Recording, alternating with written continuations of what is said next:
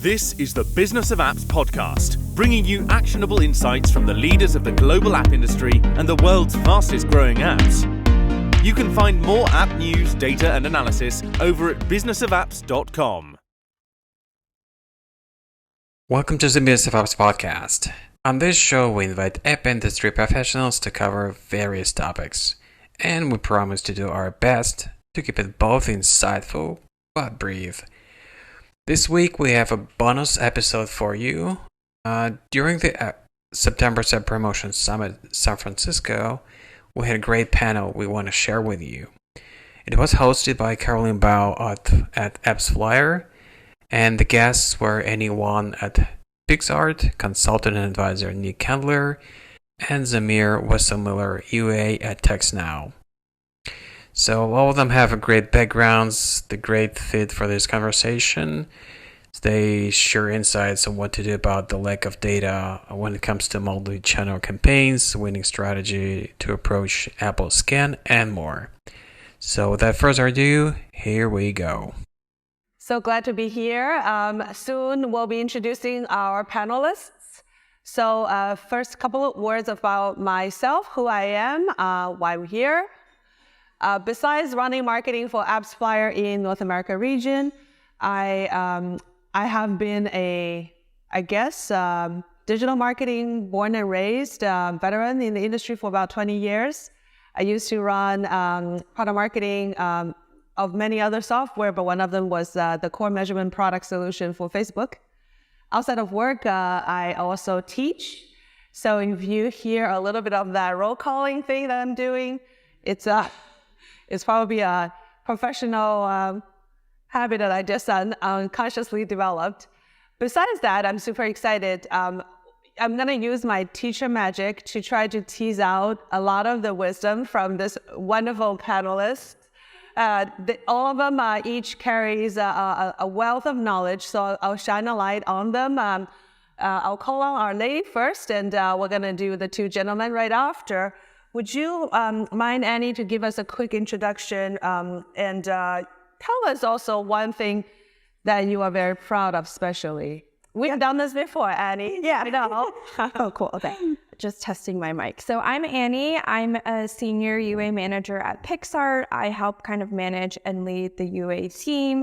My focus and specialty is our search channels, as well as working with some ad networks. So we work with CTV partners, and we've tested some DSPs. So that's kind of what I do at Picsart. I think something that we're really proud of, and we'll probably get more into in the panel, is the way that we've been able to scale up our creatives.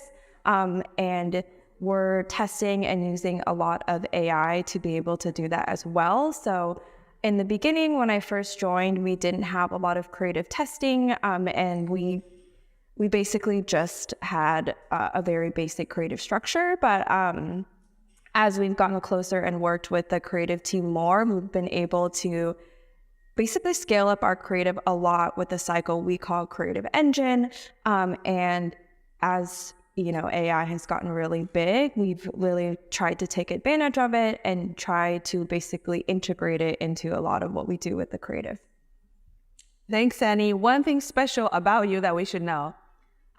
One thing special is that I play a lot of tennis. So I'm an amateur. I'm not like, Carlos Alcaraz if you guys play tennis, but I do play competitively still, and I do some tournaments. So for those of you who know, I'm a 4-5, and within that division, I'm ranked 3rd.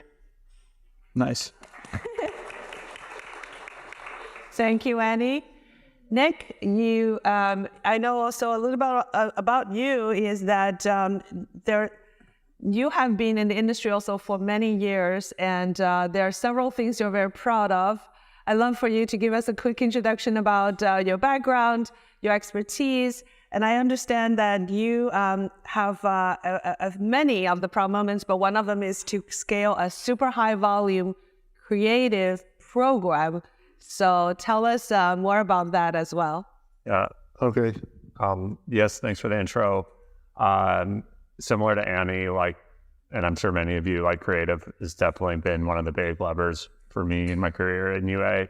I started off actually in finance, so a very different way of thinking about things. As a bond trader, eventually went into gaming, which is also very technical, and then eventually landed at Calm, where I led sort of like the confluence of growth marketing, or of like paid social and creative.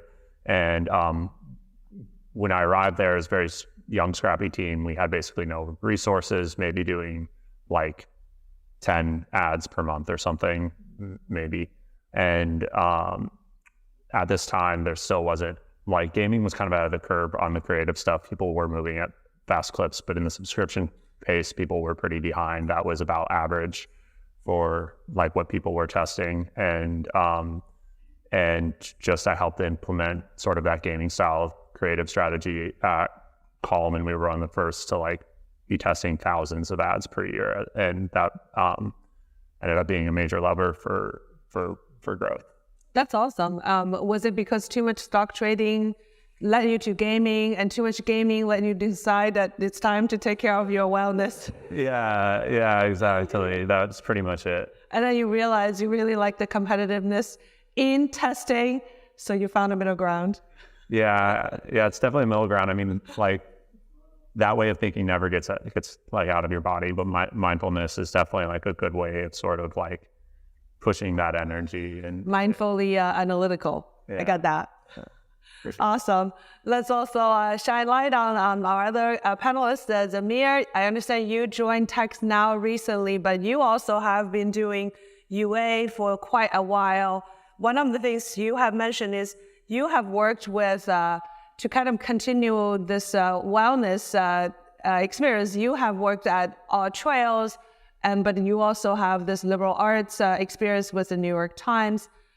Also very interesting background. Tell us more about your experience and something that you would like us to know that you are very proud of. Sure. Yeah, I've had the opportunity to work with a lot of different mobile apps over the last handful of years. And, you know, I think we've seen a lot of changes, and, you know, it's important that as marketers, whether it be freelancing, agency, in-house, try to aggregate all of the wins and losses really that we've seen kind of across the board and turn them into forward-facing strategy. I think personally, having started in the digital space and found some kind of fun and success in the subscription world, it really comes down to having the opportunity to build relationships with users and customers in a way that, you know, potentially e-commerce or direct-to-consumer, you know, single transaction offerings don't carry. So I think as marketers, we get to incorporate that relationship into the creative, and it puts us in a really interesting and fun place to be. Yeah, super interesting. I'd love to kind of build upon that comment you have about building the relationship, because building a relationship, as we know in our lives, you have to know, in the world now, it's taboo. You have to know the PII, right? You need to know your neighbor's phone number so you can go over and, you know, schedule some barbecue parties. But in our marketers' day-to-day lives, that is becoming increasingly hard. And I'm curious, how should we think about handling this sort of paradox between omni-channel consumer behavior versus the increasingly opaque consumer signals that we used to be able to accumulate, analyze, segment? How are you guys handling that in your day-to-day these days?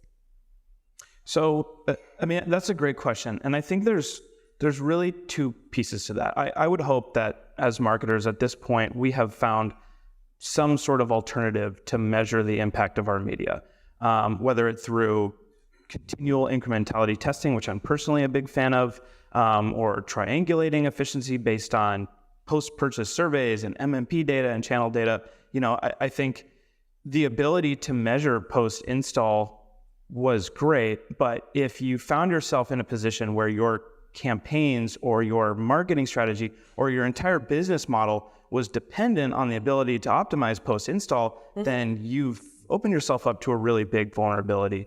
And, you know, I also think it's our job as marketers to meet channels halfway, right? Like, it's great to be able to optimize towards that core LTV event, But there are so many other things that we can be doing, particularly for our audience, whether it be at the creative level, et cetera, to kind of meet these channels halfway and not put so much dependency, on these PII signals that we were fortunate to have and in many cases no longer have. Right. What about Nick and Annie? What are your thoughts around that? Yeah. Omni-channel versus traceable consumer signals. It's a paradox. Yeah, I think at Picsart, I think when, the whole IDFA thing, it did definitely affect our business. So we initially just had to pause all of our iOS campaigns and then basically shift all of our spend to Apple search ads because that was the only channel that you can see post-install data and you can see revenue. And I don't know, Apple search ads isn't my favorite channel personally, but that was basically the only place that we could spend on iOS. But I think something that we did was definitely lean in with our MMP. So we actually use AppsFlyer and get scans set up and integrated. So we were on scan 3, now we're on scan 4. And I think that definitely helped us at least have somewhat of a source of truth that we could rely on that data, because we obviously did not want to still rely on the media platform's data. So we didn't want to just rely on Apple search ads. So I think really leaning in with our MMP and setting up scan, I think that really helped us, just have like some sort of data and some sort of understanding of our customer. We also leaned in really heavily with our data team to set up a different model so that we could measure not the post-install event, but basically a lot of signals before that can help us see, okay, like this type of user will subscribe. So Picsart, we have a 7-day free trial and then you will subscribe. So the 7-day free trial for us was really indicative if someone was going to subscribe or not. So we basically worked with our data team to set up a cost per trial that should lead to, that can help us predict out our 12-month payback, which is kind of like what our ultimate goal is. So I think just really leaning in with your MMP, leaning in with your data team, and also like what you said is leaning into the partners as well. So really trying to get the most out of your Google rep, your Apple search ads rep. I think that has all really helped us. Mm-hmm. That's super helpful. And we had this question already coming in about with scan updates, it really messes up tracking. 100% agreed. How should UA even think about scan? Should we even forget about scan and just focus on the holistic strategy like the kids app just shared earlier? I'd be curious, do you guys feel strongly about one of this question? I mean, like going back to Zamir's point, your strategy shouldn't fall apart if growth marketing sort of has a lull. A lot of my clients are four paid installs to 1 organic, and I don't think that really scales. But you absolutely should not give up on measurement and scan, absolutely zero, no. You can implement a lot of things like post-install surveys, you can do incrementality tests, you can do aggregate event measurement just rolled out on Facebook. It's basically fingerprinting, and that's pretty good for now. And but it is good to think about the bigger picture and have a full funnel thing going as well. I also probably chime in on this is what I notice is it depends also on your company's specific political climate, if you will. If the UA manager has been, or UA department has earned enough political capital to report only at a higher aggregated holistic level, you have more leeway to decide within each channel how you want to allocate. Then the scan is a tool for you internally, and it's easy. But if you, as either a new manager or for whatever reason, even the finance department or CFO is putting their fingers into this and ask about the last click attribution versus not, it is very likely you want to use Scan and every tool, incrementality, all of those tools available, because potentially in the next quarter, the next half, the main goal using these tools is really to regain confidence back to UA. So really recognize where you stand, both from a functional perspective and quote-unquote internal political stance, to think about the tools you choose. I'll just add that point. Let's also, I see there are a lot more questions coming in. I do want to ask our panelists one burning question, which is creative and AI. Annie, you had alluded to it a little bit. This keyword AI is just both unavoidable, and it's really coming to us as, I think, an early signal of maybe a completely new era. So I'm curious, your guys' thoughts around the application of generative AI in your day-to-day. Where have you seen utilization? Where do you predict, if you're not using it, but where do you predict generative AI is going to help us in UA function? I can kick that off. So at Picsart, what we're doing is there are a couple of ways that we apply AI, and a lot of it is within our creative process. So I can give a couple of examples. So one, we work with a CTV provider called AppsFlyer, and we've actually worked with them to create a brand kind of 30-second video just by using AI tools. And it's really shortened the creative process. So we did one video with our brand team, which took over 2 months, because you have to do the voiceover, right? And everything is created from scratch. And then we worked with AppsFlyer, and they actually created a video for us in about 2 weeks. And that's a crazy short turnaround time versus 2 months. And that 2 weeks, you can create iterations off of. And basically what AppsFlyer did is they used apps like ours or like Canva to create stock images, and then use those stock images with AI tools to actually, basically just create this whole full form video. And I think the whole point is it's not to replace creative teams or replace anyone. It actually just helps you speed up the process so that our creative team can think more about strategy, more about what kind of testing we can do versus spending weeks trying to animate one small thing of a video and do really manual work. So that was one way that we've really seen AI kind of change that process.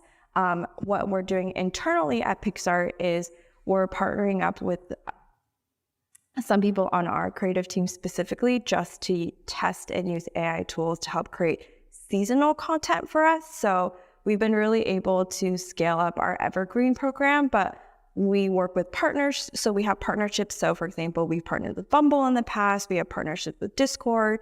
And then there's a ton of seasonal content that comes up, especially in Q4 for Halloween, Christmas, New Year's, Thanksgiving, etc. And to have that seasonal content on top of the Evergreen can be a lot for our creative team. So we've partnered up with kind of like consultants on our creative team just to focus on how we can scale up that seasonal content just using AI so that it doesn't disrupt our Evergreen process as well. So those are kind of two ways that I've seen AI really kick off. And it really is just to make our lives easier so that we don't have to focus on the manual part of creating creatives and wait like 3 months just to get Halloween creative. I think it will really speed up that process.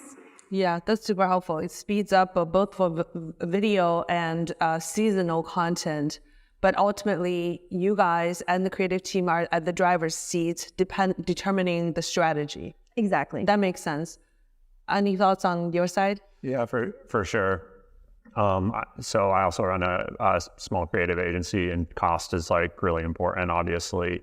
So we're using AI actively in everything we do, from like generating stills, which for a lot of my clients is a big part of their strategy, to like voiceovers. Voiceovers I've seen pretty much add value to any ad, and like in the past that's been difficult because voice actors, you have to work with them, you have to coach, you gotta do X, Y, or Z. Like now I can just clone a voice, do that instantly. There's some interesting things on the video side as well. But just like anecdotally as well, the most advanced creative teams I'm working with like have fully integrated this into their process, and they're going like they can just move so quickly. So it's already happening for sure. That's wonderful to hear. Zamir, do you want to add any more related to the creative and the AI or analytics? Any part of that is? I also think one of the things that Facebook has pointed out is that they've been leveraging AI for quite some time, well before it became a buzzword. And machine learning is a huge part of how we manage paid digital campaigns, particularly on channels like Facebook and paid social, but also a lot of the other programmatic channels have their own model. And I think there will continue to be advancements in targeting capabilities and in campaign algorithms, but I also don't think that it popped up yesterday, and this is something that's been in the works for a long time. And those kinds of algorithmic developments tend to live a little bit farther behind the curtains than some of the consumer-facing creative elements and stuff as well. So it is a big part of everything we do, but I haven't necessarily put it as the cornerstone of our strategy, whether it be creative or otherwise, just yet. But right. I could probably be convinced. Yeah, it's super early. That reminded me when Google UAC was rolled out. This is several years back, but I have to say that was indeed itself is a machine learning based algorithm. And one of the things that Google, I used to run a trading app myself a couple years back.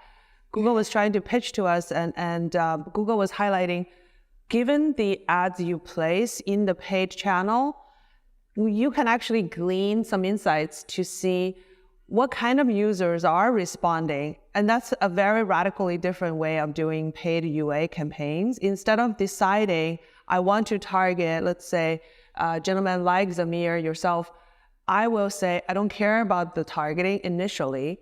Go let UAC decide, but I will mine that data and feed back to the rest of my other channels so that my creative can be more targeted. This is a use case that I haven't seen a ton reported externally because Google tried to ask us to spend a huge amount of money just so that they would give this insight to us. So I'd be very curious, maybe later in the breakout sessions, in the breaks, if you guys are using it in that way, let me know. I want to also curious, building on this AI and creative a little bit, is how are you guys currently mining your creative analytics? Do you have like easy way to see which particular piece of creative is working better than the other? Because I know that is by itself a pretty labor-intensive process. Or do you look at more at the campaign level or platform media channel? I actually write about this at length on my blog. You can check it out. They post about iteration and thinking about this, but basically, I think if you structure tests up front into how you actually create ads, you can read on the back end where the levers are and then just gain insight over time. But there are products like Black Box AI or other things that'll deconstruct this for you. So you do recommend that UA managers should do this kind of testing. It's sort of a learning agenda, right? Having the hypothesis, launch the test, go back and revisit your original hypotheses. Yeah, definitely. And just continually building on that. Yeah, that makes a lot of sense. Annie? I think before I touch on that, I think I saw a question about the legal aspects of AI and the legal implication. Yeah. So I'll touch on that first, and then I'll touch on Carolyn's question. But it's definitely a gray area, right, of from the legal aspect. And there's a lot of kind of controversy out there of is this stealing someone's original work? So there's definitely a lot of gray area. We work very closely with our legal team to make sure that everything we're doing with AI is in the kind of legal area. So it's hard for us to know as marketers, okay, a lot of it is celebrities, right? If I generate a celebrity's face, is that legal? Is that illegal? Or can we use that property? So yeah, I think there are definitely a lot of questions. I think it's also not that regulated right now. There's not a lot of noise from the government or whatever that's the state to also say is this legal? Is this illegal? So we just rely really heavily with our legal team and kind of stray away from doing anything that could be controversial. So I think that's something that can help avoid it. But at the same time, Like if you want to test something kind of crazy, I would say just do it, ask your legal team, maybe you'll get a slap on the wrist. But I don't think right now that there is a lot of kind of structured laws around that. So maybe it is a time to take advantage of that. But I do know there is a lot of gray area. So just lean in with your legal team. And yeah, I think that's what we do. But to answer your question, Carolyn, is we do definitely look at the creative level, and we do look at each video, static, headline, description, what's performing well, what's not performing well. Some of that we do have to rely on platform data, especially with Google UAC. It is a little bit of a black box. So some of that we do have to rely on platform data to give us more directional kind of learning of what's doing well, what's not doing well. I think something else that we've seen was an issue when we first started doing creative testing was we would rotate these new kind of creatives into our campaigns and they would never gain any spend or any traction, especially on Meta. That was like a huge issue that we saw. So now we have basically warm-up campaigns or kind of testing campaigns where we'll only put new creatives into that campaign and basically force spend to those creatives, and then we'll compare those to what's running in our evergreen, and then how we kind of circumvent the issue between, okay, these creatives are doing well in our testing campaign, but when we still rotate them into our like evergreen campaign, it still doesn't perform well. So what we actually do is before we pause those campaigns in the testing, we'll try to rotate it into our evergreen. And if it doesn't gain traction, we'll just basically kind of create a new campaign. That is pretty tedious, but we've tried to work with our Meta rep to be like, hey, what's up? Like, how come it does well in this campaign? We rotate it in this campaign, it doesn't do well. I think something risky you can do, which we've done in the past, is just pause old creatives, even if they are performing well, but if they're super outdated. So like, for example, we had like a seasonal creative that just took up all the spend and was doing really well. And at the end of the day, you kind of just have to say, yeah, I'm just going to pause it, take a risk, rotate in the new ones, see how it does. And it can shake up your performance a little bit, but I think that's okay as long as you let your stakeholders know that the whole point of UA is not supposed to be the same every single week, every single day, like every single month. Like there is definitely going to be fluctuations. And as long as your stakeholders understand that and you've educated them on like some months CPI is going to be really high because we're doing testing, I think it's okay. Sounds good. I want to not forget about some of the questions that our audience have submitted.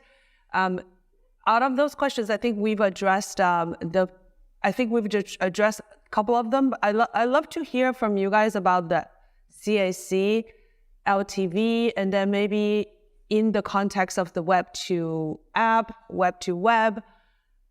Nick? Yeah. Oh, sorry, Zamir. I'm sorry. I'll take it as a compliment. Yeah, I can speak to the web to app piece because I've had the opportunity to actually test web to app campaigns on a few different accounts that I've worked on over the last couple of years, and the TLDR is that they work. This question specifically calls out insights around CAC to LTV, and I think to the second half of that equation, when you're bringing somebody into your product and the onboarding process happens on web, and then they are sent to the App Store and they install the app and they use your product, I don't think that we've seen really any impact to LTV based on how they sign up. I would hope that people are the same amount of likely to continue to use your product depending on how they signed up. But what we have really seen a lot of improvement on is the CAC end of the ratio. And part of that is, and I know a lot of you out here probably think, well, my app converts better than my website does, so I shouldn't use my website. But the reality is, when we're running paid campaigns, the efficiency gains by one, combining all of our devices essentially into one campaign, iOS, Android, desktop, tablet, into one singular campaign, there is efficiency to be found at the CPM level, which ultimately will ladder into your CAC. And two, the ability to aggregate the events that you're sending back from a web conversion event versus the challenges that we see on iOS 14. By sending back more events, stronger events with more consistency, the algorithms have a better chance of targeting and finding the right users. So being able to consolidate your campaigns and send stronger signals by sending folks to the web, even if the web onboarding flow converts at a slightly lower rate, those gains are very likely to outweigh the loss in conversion rate. So I encourage anybody who's considering it or trying to make the case to leadership at your company why it's important to invest in some sort of web offering. It's worked the last 2+ times that I've done it, so you guys should try it. That makes a lot of sense. I'd love to see a show of hands. Who in our audience currently are optimizing towards ROAS? Nobody? Oh, some. But who here are optimizing your UA towards CAC and LTV? And maybe this is also may or may not be fair, but do you all know your CAC like currently, right now? Not all, but maybe yes.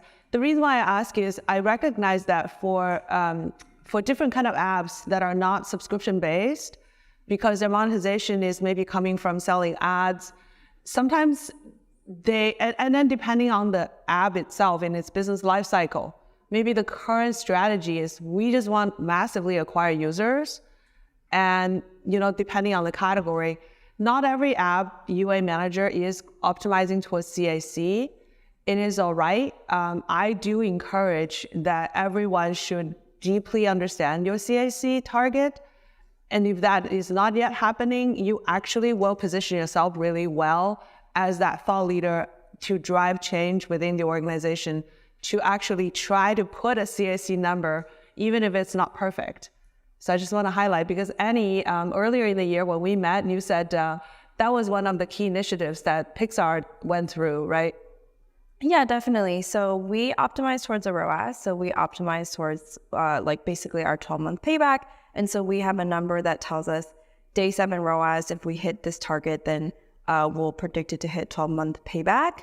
Obviously, we have a different strategy for different countries. So for India, it's really Indonesia, those tier 3 countries. It's much harder to monetize in India. So maybe in India, we don't necessarily go off of a CAC or a CAC. Those countries for us are just used for kind of growth and driving MAU. But for countries like the US, where we're able to really monetize well, we have a specific CAC that we target so that we can hit a day 7 ROAS and hit a 12-month payback. So we always keep an eye on our CAC, and we know what the CAC is in the US so that we can also control that, because we also don't want to spend if we have a really, really high CAC versus a medium versus low. So we do monitor that, and that is a very important metric for us to know that if we're on the right track to basically hit our ROAS targets. Thank you so much. I see our questions are flooding in. So what if we take lightning rounds that maybe each of our panelists takes one question and just let us know which question you are answering? I saw creative and I was thinking, Nick, if you want to take it. How many creatives do you create a test? I actually think I want to go with the value of user engagement. Well, go for it. I want to actually split this into 2 different types of user engagement. One, I want to talk about like video views, which is really helpful for just like making sure ads you make don't slip through the cracks. Like if something really has crazy hook rates, you want to take second or third shots on trying to get the messaging right, and you can just sort of like think about that modularly.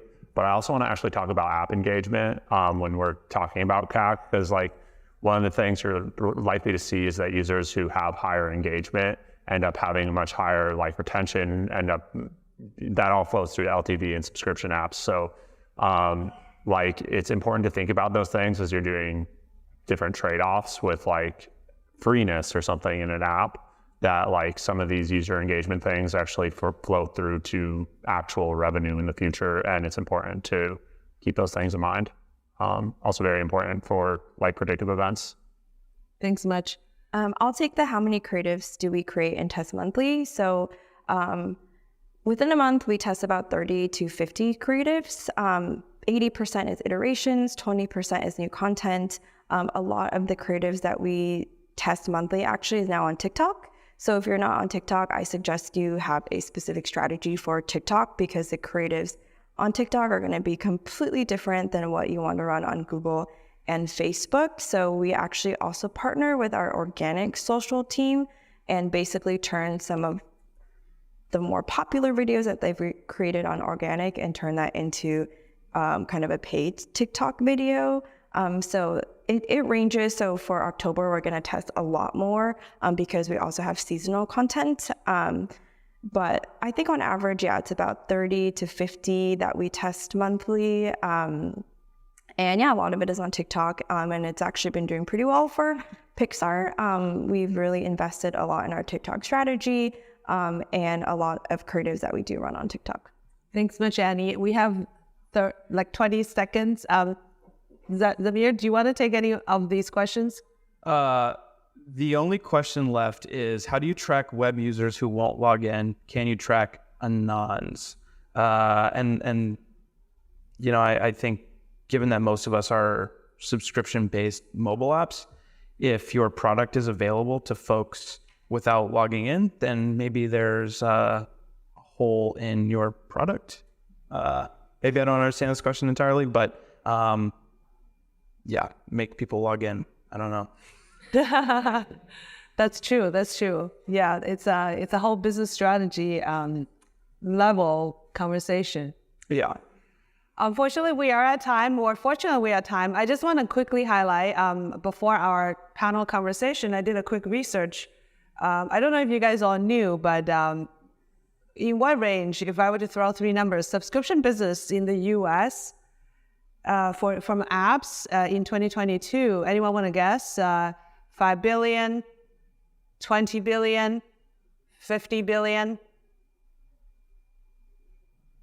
ABC, which number do you think we're collectively generating? Is this for the AirPods? What's It's coffee and Carolyn after. In 2022, the app subscription, subscription revenue coming from apps in the US alone has increased to $17 billion. We're something. All right, guys. Thanks much for our panelists. And that was the user acquisition for subscription apps panel at the App Promotion Summit San Francisco. That took place this late September. To listen to more episodes, subscribe to our podcast on iTunes, Spotify, Stitcher, Google Podcasts. Just search Business of Apps and you will find us easily. Remember, we release episodes on Mondays, so subscribe. You'll be able to get new episodes on your smartphone, tablet, or computer as soon as we release them. And please don't forget to leave us a review or comment on iTunes. It is highly appreciated. And all episodes will also be available on businessofapps.com. Thank you for listening. See you next week. Thank you for listening to the Business of Apps podcast. For more, head on over to businessofapps.com.